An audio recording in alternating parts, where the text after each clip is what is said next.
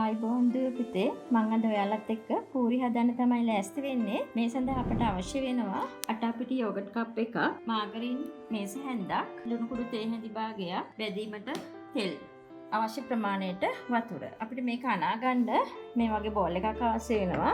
ඊට අමතරව පුතේ අපිට මේ පිටි මෝලේ තුනේ කරගන්න රෝලින් පින් එකක් අවශ්‍ය වෙනවා. බෙදීමට වාචනයක් අවශ්‍ය වෙනවා. තෙල් හැන්දක් අවශ්‍ය වෙනවා. මුලින්ම පුතේ මට මේ ඇස්ට්‍රා ටික දී කරගන්න ඕන පුතේ. ඒක නිසා මම මේක උණු වතුර එකක් ඇතුලෙන් තියන්නම්. ඊපස්සේ පුතේ අටපිටි ටික අපි මේ භාජනයට දා ගන්නවා.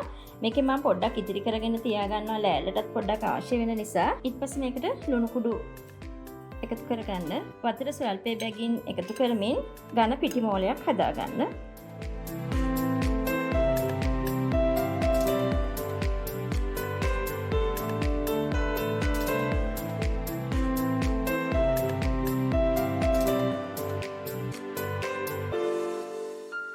ඊට පස්සේ පුතේ මේකට දී කරගත්ත ඇස්ට්‍රා පොඩ එකතු කරලා හොඳට අත් ගහන්න ඕන.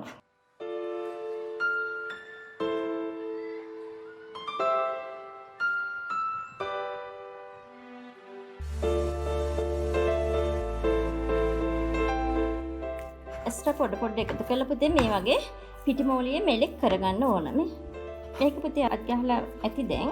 අපි දැන් මේක විනාඩි 10ක් විතර වහලා තියන්න ඕන. විනාඩි 10ක් තියලා ගත්ත පිටි මෝලිය පුතේ මේ පිටිරි කරගත්ත පිටියකින් පොඩ්ඩක් ලෑල්ලට දාලා මේක තුනී කරගන්න ඕන. මේක පුතේ ඔයාලා අනනකොට මුලදී වතුරට පොඩ්ඩක් වැඩි වුණා නම් දී කරගත්ත මාගරින් දාලා අනනකොට හොඳට මෙලෙක් වෙනකොට මාගරින් එක් කරන එක නතර කරලා හොඳට අත් ගහන්න. එහෙම වුණොත් මාගරින් පොඩ්ඩක් ඔයාලට ඉතුරු වෙයි. මේක වැඩියම ඝනකමත් නැතුව ගොඩාක් තුනී කරන්නෙත් නැතුව තුනී කරගන්න.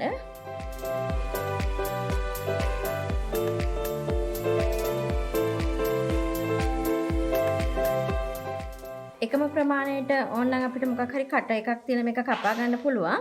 එහෙම නැත්නම් අතින් රවුම් කපා ගන්නත් පුළුවන්.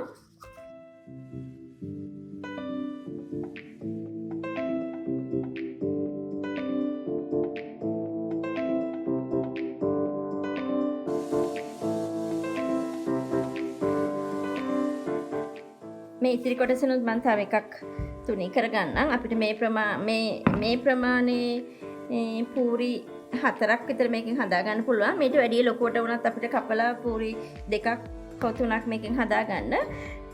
මේක පුතේ ඉන්දියානුවන් අතර ජනප්‍රිය ආහාරයක්. අපිට මේක උදේට හරි රාත්‍රියට හරි ප්‍රධාන ආහාරයක් විදිහට ගන්නත් පුළුවන්. දුම නැගලා පුතේ හොඳින් තෙල් එක පැහෙනකොට මේ පූරි දාන්න. ඊට පස්සේ පුතේ මැදින් ටිකක් තද කර පූරි පිපෙන්න අරින්න.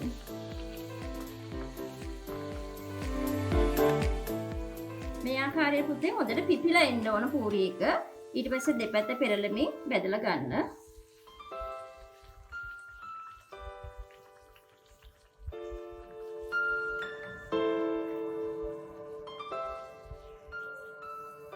ඔයිල් පේපර් එකක් මතට මේක අයින් කරගන්න පුතේ.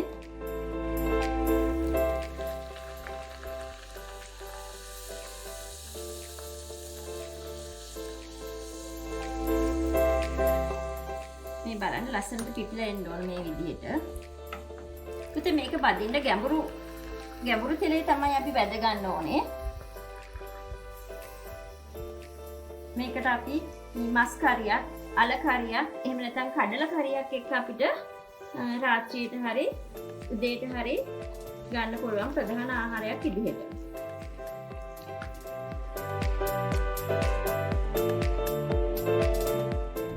මේ තියෙන පුතේ අපි ගැඹුරු තෙලේ බෙදලා ගත්ත පූරි. මම මේක ගානිෂ් කරන්න අලපෙති මේ ආකාරයට බෙදලා ගත්තා. කරපිංචෙත්තක් තෝරගත්තා. පුතේ මේ පූරි අපි උණුවෙන්ම කන්න ඕන. මේ ආකාරයට බෙදගත්ත පූරි. විභාගෙදිත් පුතේ ඔයාලා පුංචිවට හරි මේ වගේ ගානිෂ් එකක් කරලම පිළිගැන්වීම කරන්න මතක තියාගන්න.